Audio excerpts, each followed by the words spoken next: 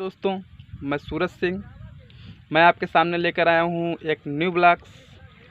समझो मेरा पहला ब्लॉग्स है। मैं गांव में सुबह सुबह टहलने के लिए आया हुआ हूँ। गांव के बाहर नहर है, वहाँ पे मैं बैठा हुआ हूँ। एक छोटी सी नहर है जहाँ पे मैं बैठा हुआ हूँ और आज मैं बाहर के वातावरण का आनंद ले रहा हूँ, भरपूर आनंद ले रहा हूँ, क्योंकि बहुत अच्छी हवा चल रही है। सुबह के वक्त बहुत अच्छी हवा चल रही है, लोग आते जाते भी हैं, जो बहुत अच्छा लगता है। गांव के बाहर बैठकर लोगों से बातें करना भी मुझे बहुत अच्छा लगता है। मैं आया हूं गांव में, एक दोस्त मेरे मिले हुए अजीज़ दोस्त हैं जिनका नाम मोहम्मद शफीक जी है। इनसे हम कुछ पल इनके साथ में बिताने वाले हैं। अब शफीक जी, आप बताइए कैसे हैं? हम तो ठीक हैं। और क्या हो रहा है शफीक जी? और क्या हुआ, किसान भाई सब परेशान हैं।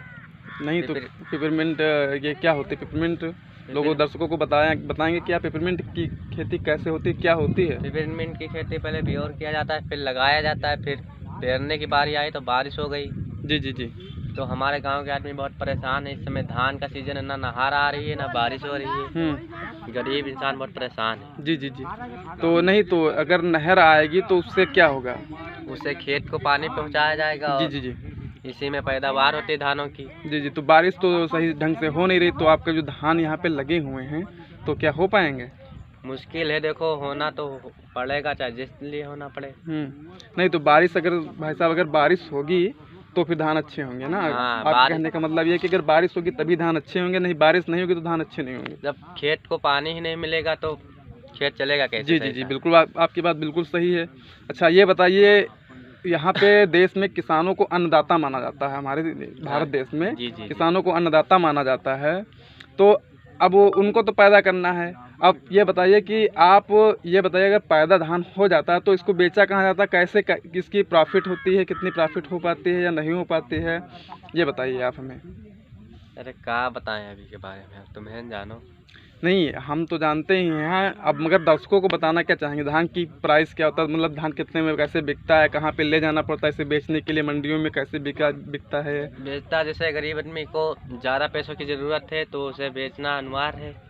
नहीं, ये बताइए, हमने सुना है कि शायद किसानों को इसमें नुकसान होता जा रहा, धान की खेती में बहुत ज़्यादा नुकसान होता है। हाँ, किसान लगाते तो हैं पर उनका नुकसान होता है धान में। नुकसान बहुत होता है और ये सांड वाड़ वगैरह रखते नहीं है। हाँ नहीं, हाँ सांड के बारे में तो मैंने सुना है कि यहाँ पे गाँव में बहुत ज़्यादा लोग परेशान रहते हैं। रात को 12-12 1-1 बज जाते हैं, मगर सांड को बचाने आते हैं कि मतलब सांड यहाँ पे धान का नुकसान ना कर पाएँ। धान नुकसान मतलब धान कुछ चर जाते हैं तो उसमें धान होगा ही नहीं।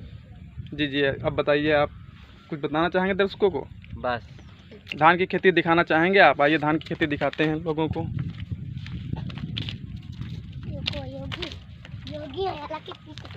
जी, ये हमारा धान लगा हुआ, हमारे गांव में एक दोस्त हैं, उनका ही धान लगा। क्या आप उनसे कुछ बात करना चाहेंगे?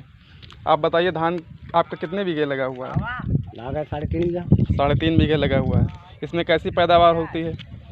पानी वगैरह कैसे लगाते हैं आप? पानी टाइम पर पानी लगाते हैं।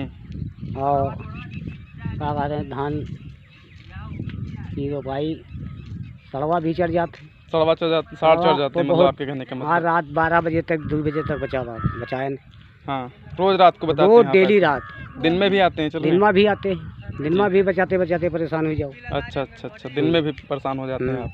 तो आपका धान तो काफ़ी अच्छा लग रहा है, इसमें हाँ। पानी वगैरह लगाते हैं? हाँ, पानी अभी लगेगा। अब तो आज जैसे मैंने सुना है कि आज आपके गांव में नहर आई हुई है, अपने गांव में। तो इसके पहले पानी कैसे लगाते थे आप? पानी इंजन से लगा रहा है पहले। जी, इंजन से। तो इसमें आपका डीजल काफ़ी खर्च होता है, क्योंकि डीजल महंगा भी है। हाँ, डीजल कम से कम 4 लीटर डीजल लगा रहते हैं। 3.5 बीघे में 4 लीटर डीजल लगता है आपका। जी जी, बिल्कुल। बहुत बहुत धन्यवाद आपका इतना बहुमूल्य समय देने के लिए।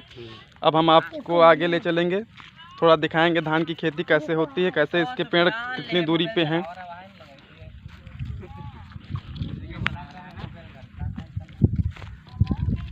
जी, ये धान की खेती है, मतलब हमारे गांव में चारों तरफ, गांव के चारों तरफ धान की खेती है। आप चाहे इधर आपको ले जाएंगे, देखिए धान की खेती लगी हुई है। बंदे हर एक खेत में लगभग एक किसान आपको काम करते हुए मिल जाएगा।